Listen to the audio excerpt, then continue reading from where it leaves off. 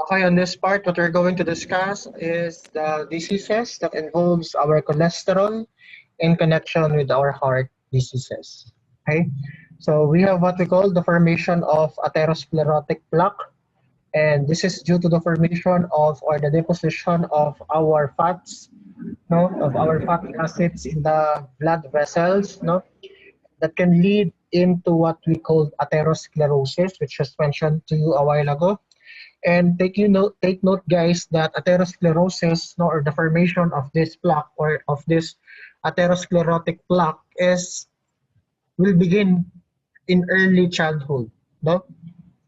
So early childhood, nagbibigay na yung deposition or deposits of this uh, cholesterols in our blood vessels. Now, as the deposits grow, they gradually evolve into plaques, which is a semi-solid material composed of lipids and other biochemical compounds or components. And the formation of the plaque can lead into the blocks or blockage of our blood vessels that can lead into what we call cardiac damage. Now, what are the signs of cardiac damage? Cardiac failure, myocardial infarction, and strokes, as well as the other complications. Now, depending on the affected tissue. Now, take note, guys, that in childhood, the coronary heart or the coronary arteries have a different structure than they do in adults. Okay? And take note, guys, that cholesterol and cholesterol esters are the primary lipids seen in these plaques. Okay? And remember, no, high concentration of cholesterol esters can accumulate the formation of the plaque, no, debris and platelet and calcium and other materials. Now, smooth muscles and connective tissues grow around the plaque, which will increase the size and the rigidity of the blood vessels, then leading into the blockage that can lead into what we call cardiac damage or stroke. Okay? The relationship between the levels of our total cholesterol, no? The relationship, this should be relationship between uh, total serum or serum total cholesterol and the risk of heart disease. It's the title. That should be the title. So, ibig sabihin, as the total cholesterol increases, no? As the total cholesterol increases, the risk index for developing a coronary heart disease is also increases. Okay? Ulitin natin, as the total cholesterol increases, no, the risk of having a coronary heart disease also increases. Okay, so this is the recommended cut-off points for serum cholesterol per age group. Now, if you are on the age bracket, we are on the age bracket 20 to 29.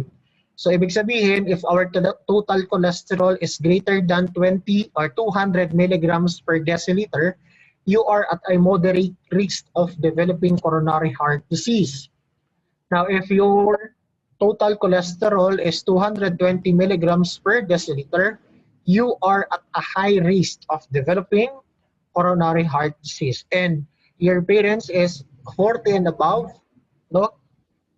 And if their total cholesterol is greater than 240 milligrams per deciliter, they are at the moderate risk of developing coronary heart disease, and greater than 260 is at high risk of developing coronary heart disease. Now, what are the factors that affecting the HDL total cholesterol levels? No? Heredity, diet, obesity, consumption, alcohol consumption, smoking, exercise, estrogen, and other related hormones are the factors that affects our HDL cholesterol level. So dapat mas mataas ang level ng ating HDL, which is considered as our good cholesterol, because it prevents coronary heart disease. Now remember, guys, that women, ito yung sinasabi ko kanina, I would like to make it clear, the woman has much lower incidence of coronary heart disease. Why? Because In women, no, the disorder is rare. Why? Because of they have higher number of HDL, which is approximately 39 to 80 milligrams per deciliter, while for men is just 30 to 60 milligrams per deciliter. And if your HDL level is less than 40 milligrams per deciliter, you are at a high risk of developing a heart problem. Okay. Another reason why females or women or the incidence of coronary heart disease in women is lesser. It is because of the presence of estrogen that appears to enhance the synthesis of the class of lipoproteins, offering a protective effect.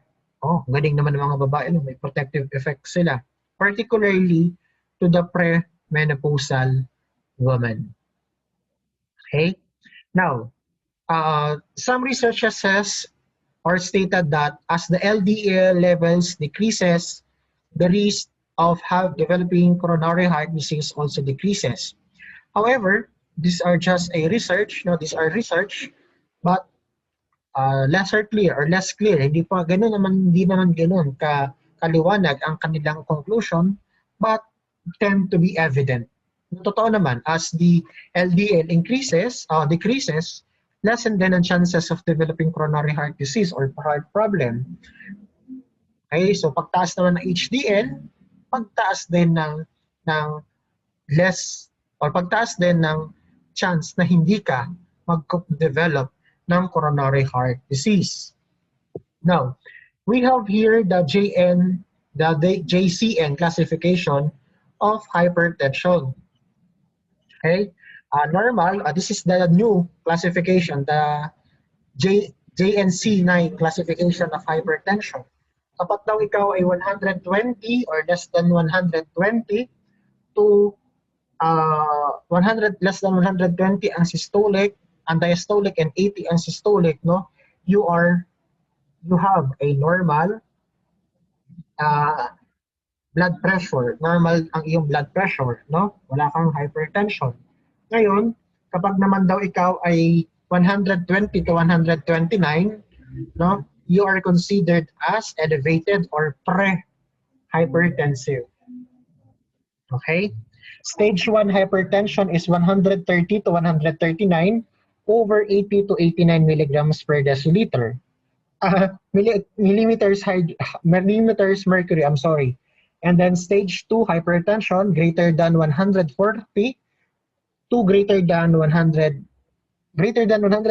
over greater than 90 millimeter mercury is the stage 2 hypertension. Now, what is the guidelines for treatment for less than 120 to less than 120 over 80, no? Non-pharmacological intervention for everyone. Pwede daw gamitin. Kapag naman 120 to 129, pre-hypertensive, drug therapy in special cases. If you are type 1 hypertensive, drug therapy for high CVD, cardiovascular disease or risk patient. And then, kapag naman ikaw ay type 2, greater than 140, greater than 90 millimeter mercury, no drug therapy for everyone. This is adopted from the JNC report, and they adopt this one from the American College of Cardiology and American Heart Association. Now, how about for triglycerides and heart disease? Take note, guys, that increased levels are seen in a variety of disorders. No? Usually, triglycerides is increased in hereditary diseases such as familial hypertriglyceridemia and familial combined hyperlipoproteinemia. These are the cases wherein triglycerides are increased. Now, triglycerides can also be increased by or increased in triglycerides can also be caused by other diseases. And these diseases includes diabetes mellitus, kidney disorder, liver disorder, and even hypothyroidism. I repeat, no?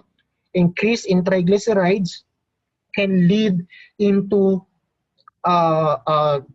other causes or diseases that can cause Increased triglycerides includes diabetes mellitus, kidney disorders, liver disorder, and hypothyroidism. So bakit po mataas ang level ng triglycerides in these three conditions? It is because elevated lipid is produced as a result of the change in the metabolical processes within the system. Okay? So ibabalik ko lang dito ulit yung Fredrickson classification. This is still followed in the classification of hyperlipoproteinemia, or what we call dyslipidemia. Okay?